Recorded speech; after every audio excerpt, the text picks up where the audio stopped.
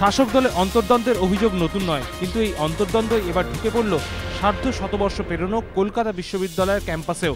ভিতরে যখন ক্লাস চলছে তখনই বিশ্ববিদ্যালয় চত্বরে প্রবীণ তৃণমূল বিধায়ক শোভনদেব চট্টোপাধ্যায়কে মারধরের অভিযোগ উঠল দলের কর্মী সংগঠনের নেত্রী দোলা সেনের অনুগামীদের বিরুদ্ধে। মঙ্গলবার কলকাতা বিশ্ববিদ্যালয় চত্বরে শোভনদেব চট্টোপাধ্যায় ও দোলা সেনের অনুগামীদের সভা চলছিল পাশাপাশি। তারই মাঝে শোভনদেব চট্টোপাধ্যায় আসেন উপাচার্যের সঙ্গে দেখা করতে। সেই সময় দোলা সেনের অনুগামীরা তাকে মারধর করেন বলে অভিযোগ। মর্মাহত প্রবীণ বিধায়ক কলকাতা বিশ্ববিদ্যালয়ের উপাচার্যের কাছে অভিযোগ জানিয়েছেন।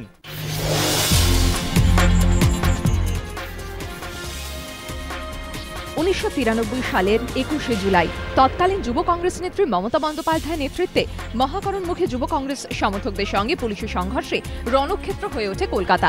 পুলিশের গুলিতে মৃত্যু হয় 13 জনের। কিন্তু গুলি চালানোর নির্দেশ কে দিয়েছিলেন আজ সে কথা মনেই করতে পারছেন না তৎকালীন পুলিশ কমিশনার তুষার তালুকদার। কমিশন সূত্রে খবর, এদিন তৎকালীন সিপিকে প্রশ্ন করা হয় ঘটনার পর যে রিপোর্ট তিনি দেন তা ব্যক্তিগত অভিজ্ঞতায় নাকি তথ্যের ভিত্তিতে।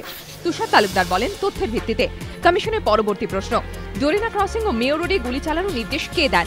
তৎকালীন পুলিশ কমিশনার বলেন তিনি নির্দেশ দেননি। কে নির্দেশ দিয়েছিলেন মনে করতে পারছেন না।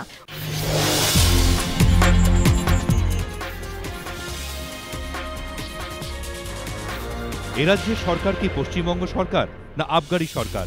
এই প্রশ্ন তুলে দিয়েছে খোদ সরকারেরই এক দপ্তর, নাম আবগারি দপ্তর, যেখান থেকে জারি করা এক বদলির নির্দেশনামায় পরিষ্কার লেখা হয়েছে গভর্নমেন্ট অব এক্সাইজ, অর্থাৎ পশ্চিমবঙ্গ সরকারের জায়গায় লেখা হয়েছে আবগারি সরকার। এই পরিস্থিতি যে হতে পারে এমনটা অনুমান করতে পারেননি সমালোচকরাও। কিন্তু ব্যাপক বদলির জেরে কাজকর্মের যে চরম অবনতি ঘটবে সেই আশঙ্কা আগেই প্রকাশ করেছিল একাধিক কর্মচারী সংগঠন। তাদের বক্তব্য, সেই আশঙ্কাই এখন বাস্তব হচ্ছে। নিউজিল্যান্ডের পর ইংল্যান্ড সিরিজ, আহমেদাবাদ থেকে মুম্বাই টেস্ট, সচিনের টানা অফ ফর্ম নিয়ে সমালোচনা দেশ জুড়ে। কি ভাবছেন স্বয়ং তেন্ডুলকর? সচিন নিজেও তার ব্যাটিং ফর্ম নিয়ে চিন্তিত ও তিতিবিরক্ত, এতটাই যে ওয়াংখেড়ে টেস্টের পর তিনি নিজেই টেলিফোন করেন সন্দীপ পাটিলকে। বোর্ড সূত্রে খবর, সচিন নির্বাচক কমিটির নতুন চেয়ারম্যানকে বলেন ইচ্ছে হলে আপনারা আমাকে বাদ দিতেই পারেন, যার উত্তরে পাটিল সচিনকে বলেন তার উপর নির্বাচকদের আস্থা কমেনি। সচিনকে তার পরামর্শ, ধৈর্য ধরো।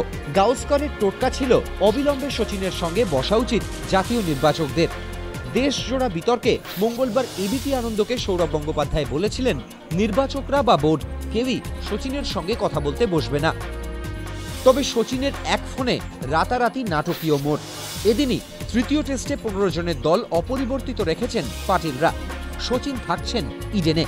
এটাই প্রমাণ পাটিলরা এবং বোর্ড এখনো প্রবলভাবে সচিনের পাশেই।